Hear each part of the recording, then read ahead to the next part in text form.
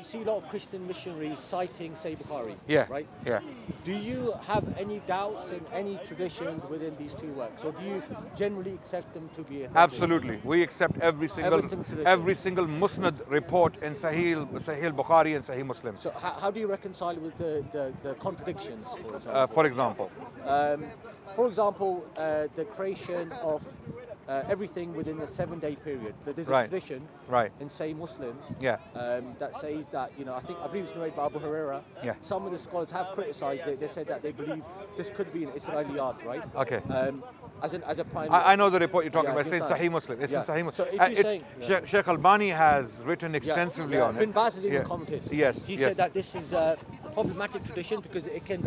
Actually, it's not problematic. Okay. If you look at it, it's complementary, because a lot of this, when you see, contradiction is something that directly contradicts information given in one place, and then you find completely different information in another place. For example, okay. For example, in the gospel records on crucifixion, just on the matter, no, story is the same. The details are far apart from each other. One story is saying that the door of the tomb was open.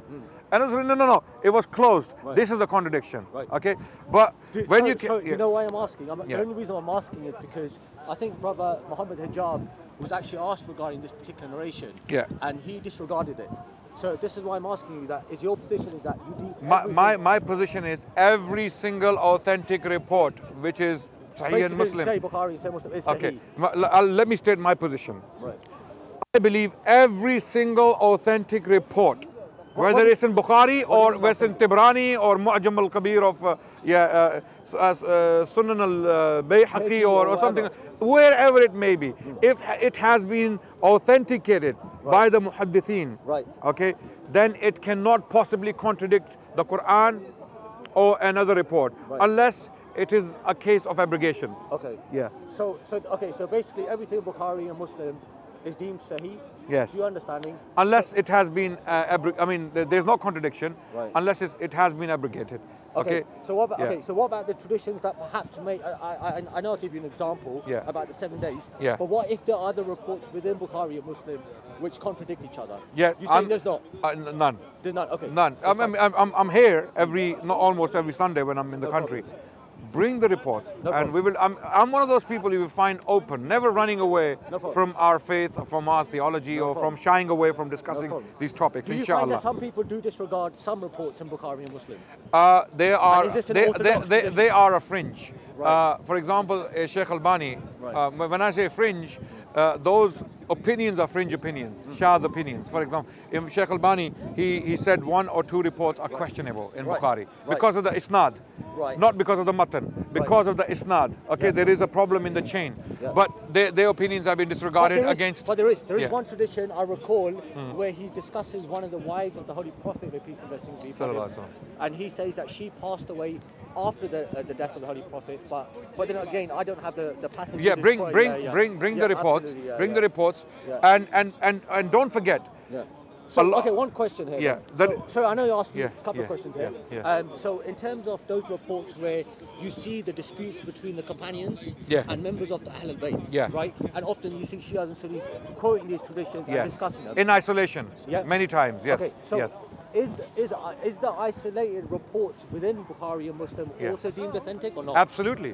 Because look. So then how do you reconcile that then? Okay, for example, Fatima dying angry with Abu Bakr and these traditions that talk about Mawla Ali, criticizing the You see, when we look at our history and our literature, we look at it holistically. Okay, we don't take reports in isolation like some of our Shia brothers do. What they do is they take reports in isolation. They ignore the greater context. But we can say the same thing. Yeah. You can, and we can argue back how we are not taking reports in isolation. For example, that's another matter. When it comes to Shias, it's another matter. Okay. Now we are talking about Bukhari. For example, when you take a report in isolation and say, look at this report. Okay, this report, and you may be right. For example, I'll give you a classic example. Some Shia brothers have used it in the park, right? It's a report in Bukhari, and Bukhari is munfarid in using that particular wording, amazingly. No other muhaddis used that particular wording for this report. The Prophet ﷺ pointed to the house of Aisha and said, وَأَشَارَ إِلَى حُجْرَتِهِ وَقَالَ Al-fitnatu ha huna. Al-fitnatu ha huna. Allahu Akbar. Now, if you take this report in isolation, any Sunni would be shaken. You know, as they say, the rug would be pulled off your feet. So you would be thinking, subhanallah, the Prophet is actually saying Aisha is fitna. Okay. Now, if you took that report in isolation, you would definitely walk out with that particular conclusion. But we don't take it in isolation. We go to Sahih Muslim, Kitabul Fitan. We go to, for example, Sahih ibn Khuzaymah. We go to all other reports in this regard. They complement each other because the Prophet made this statement in different places in front of different people. And when you look at those statements, what comes to light? He was pointing towards Iraq. وَأَشَارَ إِلَى الْمَشْرِقِ. Another report in Sahih Muslim in Kitab al-Fitan, وَأَشَارَ إِلَى الْمَشْرِقِ. Where is Mashriq? From the member of the Prophet sallallahu alaihi wasallam. Okay. Mashriq is the hujra of Aisha radiallahu anha. So how do we know the Prophet couldn't be possibly saying that it is Aisha? Because he was buried there. The Prophet himself was buried in that very place. How can he be saying fitna is there? Then that means the Prophet himself is the fitna, a'udhu billah. He was living there himself. The Prophet himself was living there. So, looking at the greater context, we correct our Shia brothers respectfully that you do not take reports in isolation.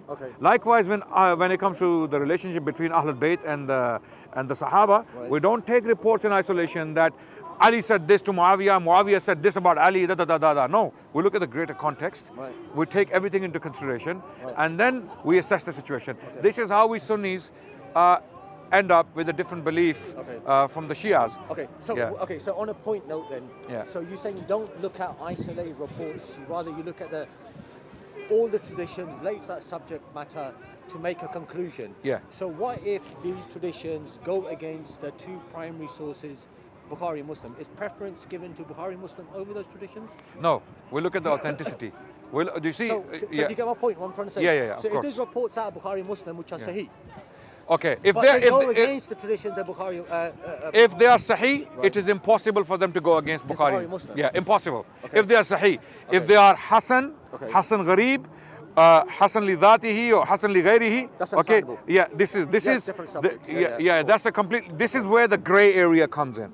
But if they have been deemed sahih, authentic, then it is impossible for them to contradict Bukhari and Muslim. This is my challenge. So then, you know, I mentioned this report to you before, that the Holy Prophet, may peace and blessings be upon him, his daughter Sayyidah Fatima sallallahu alayha, she died angry with Abu Bakr, according to the hadith which is mentioned in Bukhari, right? So now, how do you reconcile that with other reports which you have read? Because that tradition says that she stopped speaking to him. She died angry with him. It actually says that. Right? I'm not making up. I'm sure you read it yourself. So how do you reconcile that tradition? First of all, let's look at the report in Arabic. If the words are angry, I don't remember the words. I do know the report you're talking about. But there are other reports, for example, that Fatima radiallahu anha, she made up with Abu Bakr. These reports, you can find them in Imam Suyuti's Tariq al-Khulafa, and they are authentic. That Abu Bakr went to the door of Fatima when he heard that she's upset. She's upset. He went to the door and he said, I will not leave until the daughter of Rasulullah sallallahu alaihi wasallam is pleased with me. Because he gave his reasons. That the reason why I cannot give you fadak is because the Prophet kept it that way. And amazingly, how do we argue our case? You see, again, speaking holistically, looking at all the reports in this regard and all the facts in this regard, without looking at Abu Bakr in isolation and ignoring Ali, Hassan, and the rest of the Ahlul Bayt, what they did with Ali was... So can I just ask you a point? Let me this final point. Ali was Khalifa for 4 years, albeit in Iraq. Right? His hub was Iraq. But he had power over Medina. Medina was governed by his governor. He did not take fadak when he had the power to do so. So Ali kept the situation, the position of fadak, just like Abu Bakr. And then to complete the report, Fatima, she said, I am pleased with him. She told Ali that I am pleased with him. Tell Abu Bakr to now he can be in comfort. I am pleased with him. So we have reports like that. So now, can I just comment on that report now?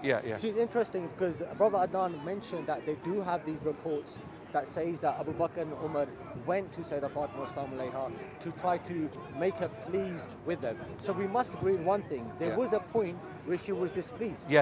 Right? Yes. She was. Important to note, right? Yes. So now what's interesting is that if you actually go back to this particular narration, And by all means, you can check into this, and the viewers, this is being recorded as well. You'll notice that the particular individual who's actually narrated that report, he wasn't an eyewitness to the incident.